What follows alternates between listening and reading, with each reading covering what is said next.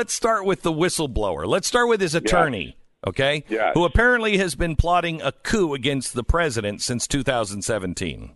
I'm shocked, aren't you? Oh, yeah, no, I'm totally shocked. This is exactly the same playbook, exactly the same, that was used with Brett Kavanaugh. There is no difference. So, Take me through it. Take it through me. Take it through for us. A woman named Christine Ford surfaced with terrible allegations against Brett Kavanaugh.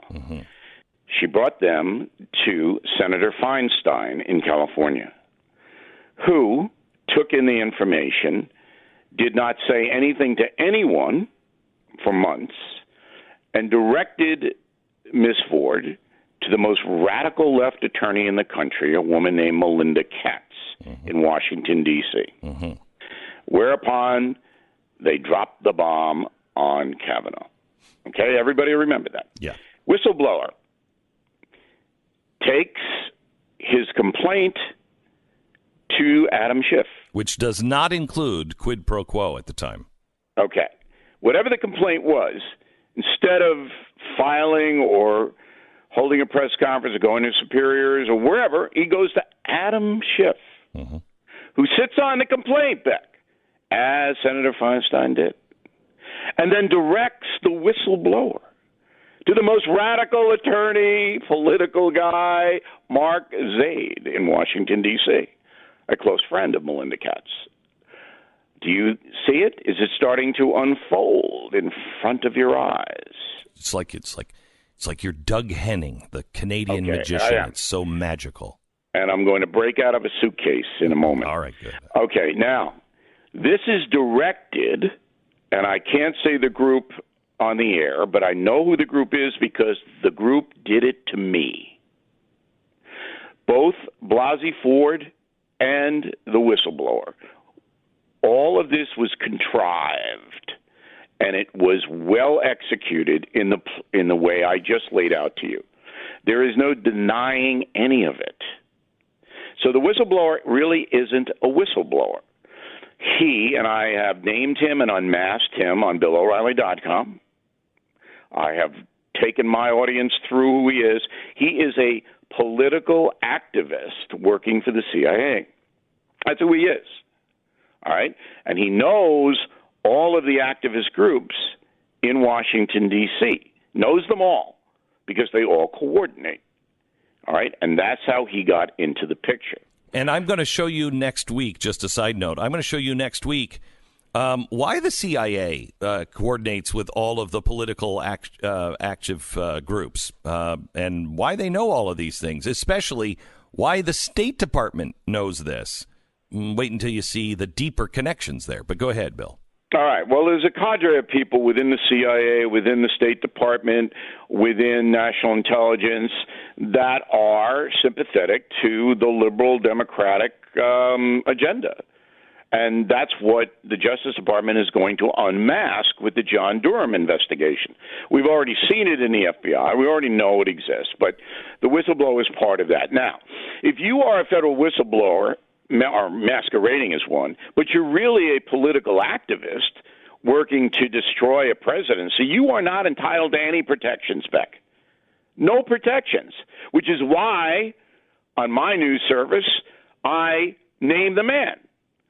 Now, why Fox News and the networks and everybody else doesn't do it is beyond my comprehension.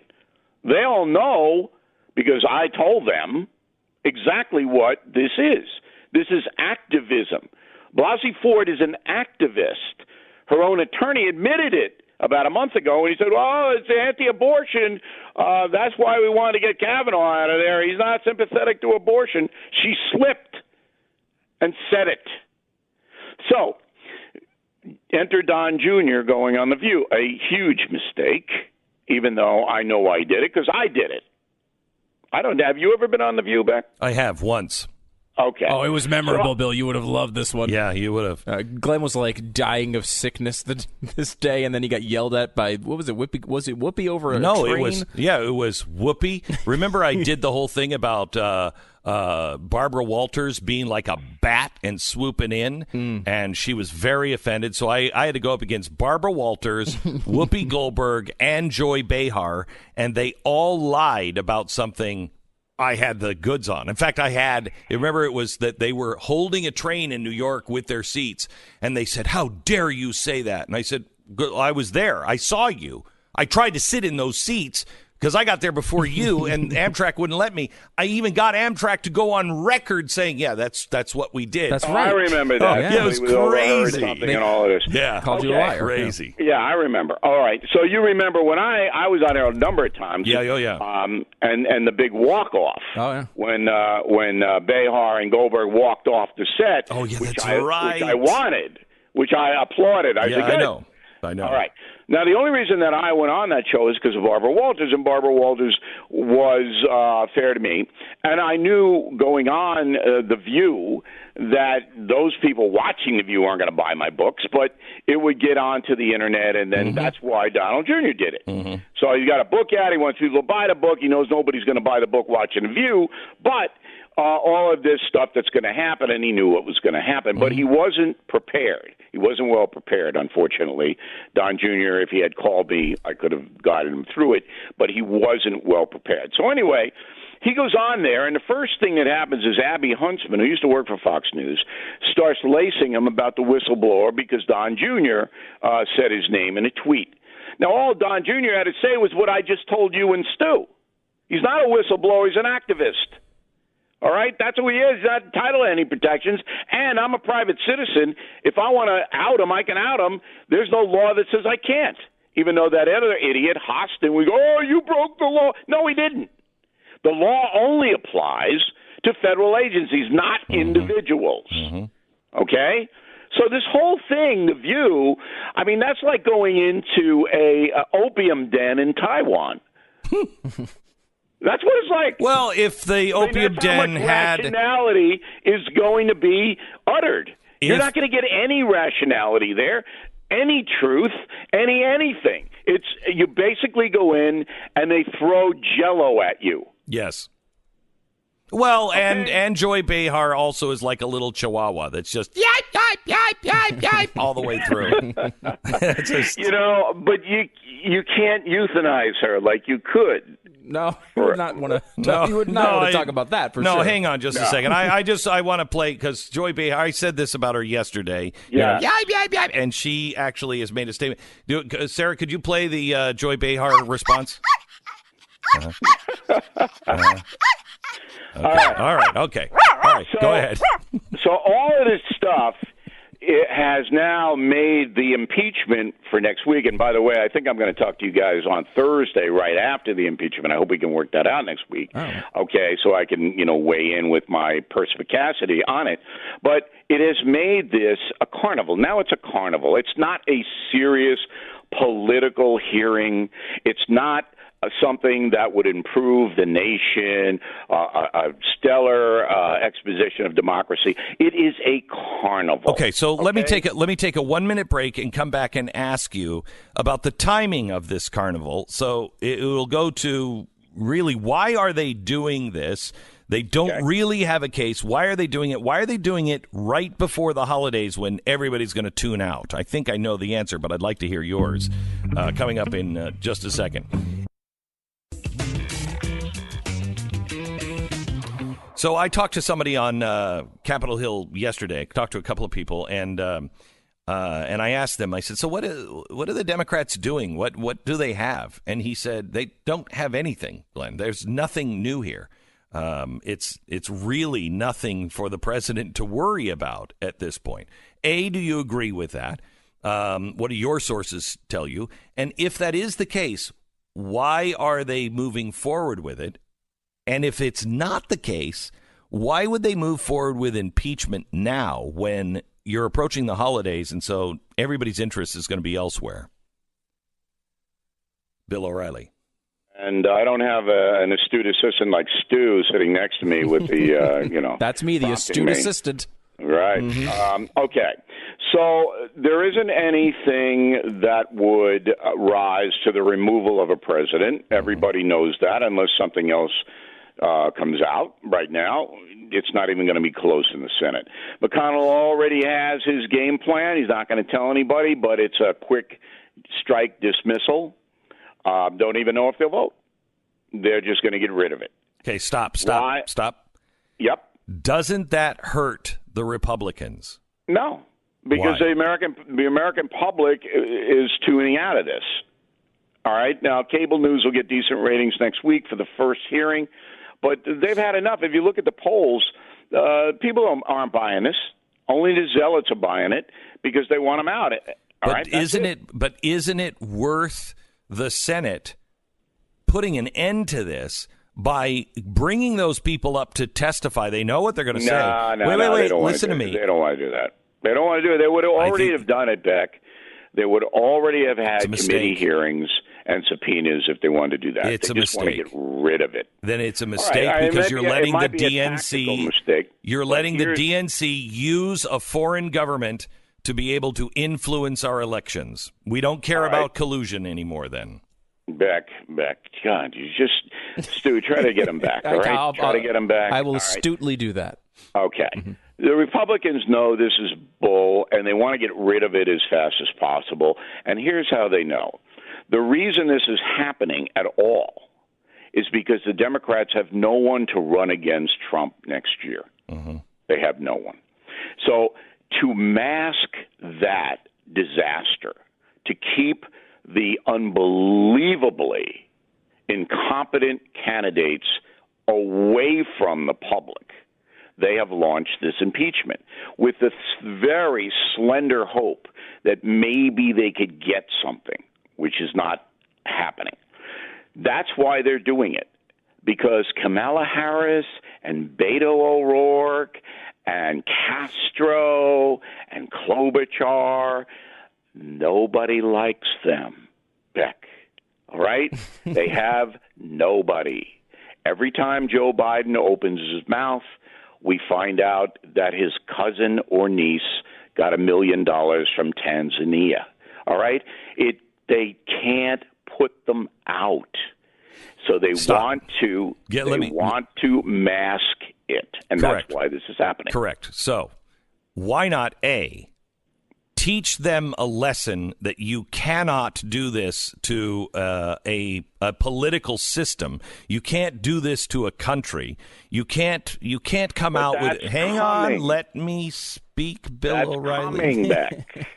Why not also expose what they were really doing and taking all of these lousy candidates, Bernie Sanders, Warren, and everybody else, and if you have the impeachment hearing in the Senate, they must be there. So you take them off the campaign trail, you discredit all of the DNC, you discredit and you end once and for all this nonsense of Donald Trump colluding.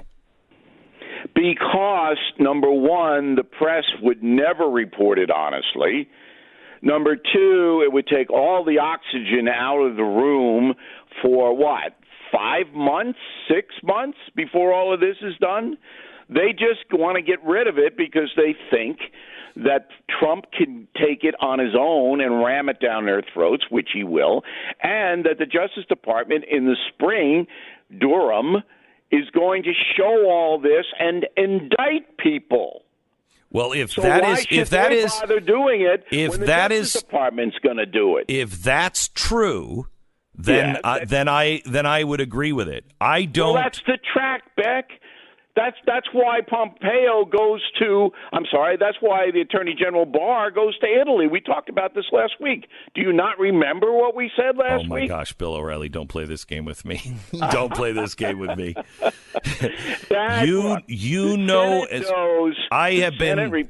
I have been waiting for IG reports. We've been waiting for anyone. I know, that guy. I talk to people on Capitol Hill, and the stuff that they don't know is going on is remarkable. And these are very well-informed people.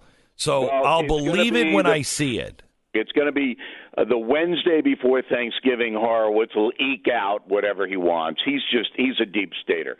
But I have some confidence in Barr and Durham that they are, and I think that'll happen. Why do you think? Look, I could be wrong on that. I could be wrong. But that's what the Senate Republicans are banking on. Bill, do you buy the reports that Barr was asked to come out and say publicly that Trump did not break any laws and decided to refuse that request? Was that in the Washington Post, too? It was in one of your favorite sources. Yeah. If it was in the Washington Post, I don't believe it. It might be true, but I don't believe anything in that newspaper. They also reported the Nationals won the World Series. Do you believe that? I saw that with my own eyes, though. All right. All right, so that reportage didn't even have to happen. And believe me, Stu, that wasn't an anonymous source about the Nats. All right, we saw it. That's true. So whenever you see anonymous sources in the Washington Post, New York Times, CNN, don't believe it. All right, back with more from Bill O'Reilly, BillO'Reilly.com. He has his new book, The United States of Trump, How the President Really Sees America. It's on sale now. It's a must-read. Pick it up, The United States of Trump, How the President Really Sees America. Back in just a couple of minutes with more of the news of the weekend, Bill O'Reilly's recap.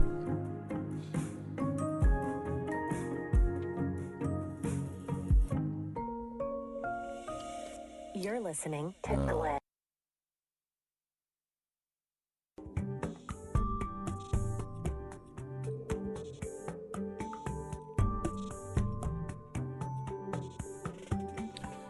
We're with Bill O'Reilly talking about the Trump impeachment bill. Doesn't the Senate not taking on the impeachment, if it's sent over by the House, which I think it will, and you agree that I think you think it will, doesn't that give the ammunition to the other side by saying, see, they were just so corrupt, they wouldn't even consider anything. They wouldn't even let it go to trial? I don't think so. I think that the Republicans at this point feel that they're never going to get a fair shake in the media. It's not going to be reported accurately. And any kind of attention that is devoted to it, exculpatory attention, won't be reported accurately, and the word will never get out to the folks. So they want to get rid of it as soon as they can get rid of it, and I believe that's what will happen. You know what's really interesting? I'm doing a few selected shows around the country called the Understanding Trump Tour. Mm-hmm. And the first one was in Boston, sold out, and I do Q&A after I explain, who Trump is and why he does what he does. And it's not an excuse tour on Donald Trump at all. It's basically an offshoot of the United States of Trump, my book. But the questions are fascinating because you would think that most of the people who come to an Understanding Trump tour would be people who like Trump. That's not necessarily the case. There are a lot of independents in there who really want to know certain things. They want the truth. They want the truth, all right? And what you are doing is you are saying, well, the Senate might provide that truth to them, right? Mm-hmm. All right.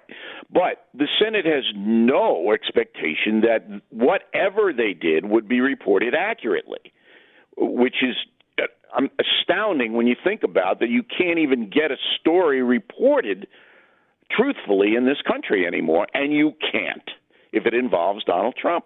If you have a Senate hearing and it is a trial with the Chief Justice of the Supreme Court sitting in as the judge, it is such a historic moment that absolutely you will have people tuning in to live television, even if they have to watch it on the internet, and exposing this truth gives power to the people where it belongs. And but you're assuming that it would be a cut and dried presentation. And that's not the case. You would have people in there, as we've already seen, former ambassador to Ukraine, this person, that person. John Bolton may turn on Donald Trump. That's possible. So you could have a bloodbath on both sides. And the calculation is being made is that the bloodbath doesn't help the Republican Party. They think they're going to win, Beck. They think that this impeachment has now been adjudicated by the court of public opinion. Most Americans think it's not fair and that they are sympathetic to Trump at this point. That's the calculation that's being made by the Republican Party.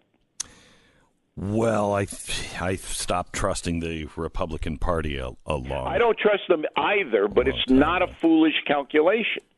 You got a guy like John Bolton go in and rip up Trump. That's not going to help the president, all right, particularly in a Senate trial.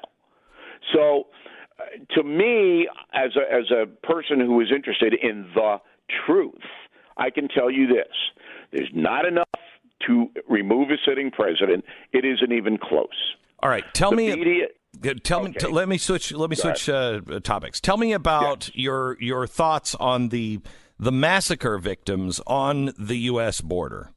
Okay, so this is a really, really good story. And the story is that the 25 drug cartels in Mexico pretty much are going to do whatever they want to do.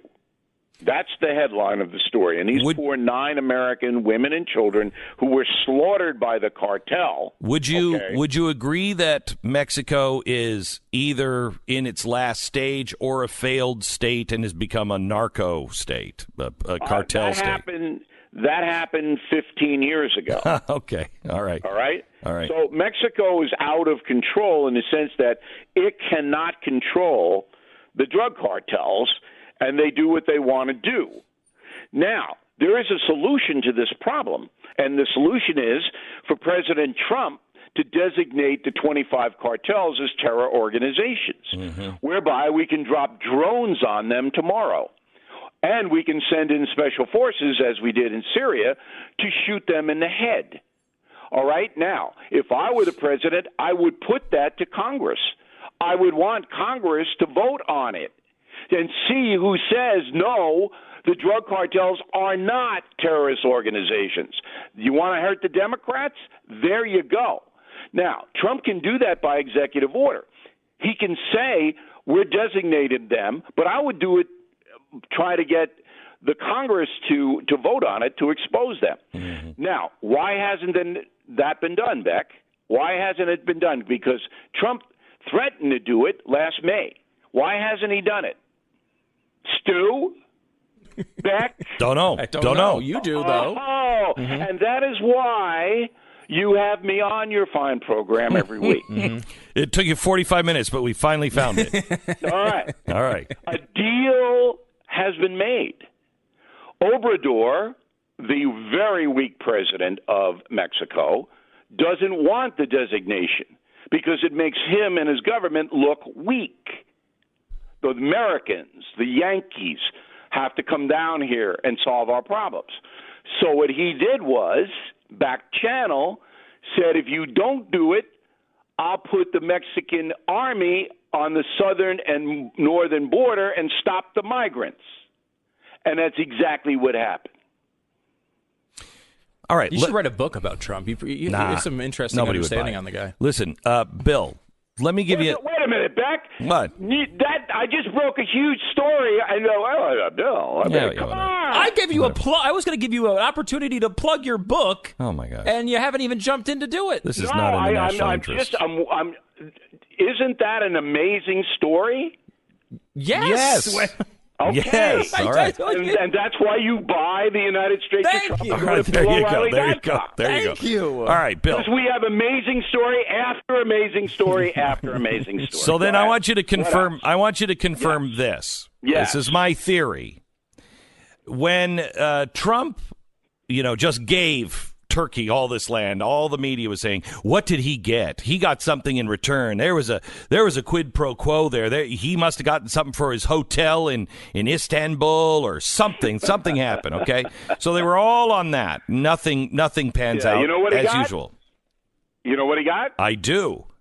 I think the Turks gave him the leader of ISIS. Go in, kill him. That's what they got. Well, that was maybe the that's exchange. True. I don't know. I've not heard anyone say that. I haven't heard it either, Beck. Yeah. And maybe it's true, but Yeah. I know what else he got. What? How did everyone not put miss that together? How did everyone miss that? Fascinating. Now, Bill O'Reilly would not engage in such speculation. No, because of course that's not. how Bill That's does. totally. But I know what he got. What did he get? And hummus. No. All right. Well, there you go. That's what you get when you read the Bill O'Reilly book. And now with hummus. Tons of hummus jokes in the United States. All right, of where are you going to be? Where are you going to be speaking at? What other cities? A week from tonight, I'll be in Palm Desert, sold out. And then on Saturday, a week from tomorrow, Mesa, Arizona. About 200 tickets left for the Understanding Trump Tour. Go to BillO'Reilly.com. I'll link you right over. And I want to do a show with you, Beck. Will you consider that in early 2020, an election show? I don't know, Bill. I'm already committed to a cruise with you. I know. And that was crazy. I invited you too, on right? that. What'd you say? That sold out too, I think, right? It did, yeah. Yeah. It sold out. Right. Yeah. Yeah. All right. Yeah. I'd consider it, Bill. Of course I would. Okay. All right. Because I think that you and I have to bring wisdom to the nation in next year's vote. Yeah. Do you need an astute assistant for this particular show, Bill? Yes, I have everything you said. We just need to get Beck and his attention. Do you know how hard it is to get Glenn Beck's attention? Yes. Do you have any clue? I mean, he's wandering around, target practice. All right. Goodbye, Bill O'Reilly. Goodbye, Bill O'Reilly. Thank you very much, Bill O'Reilly. Next week. You bet. From BillO'Reilly.com. I thought of that.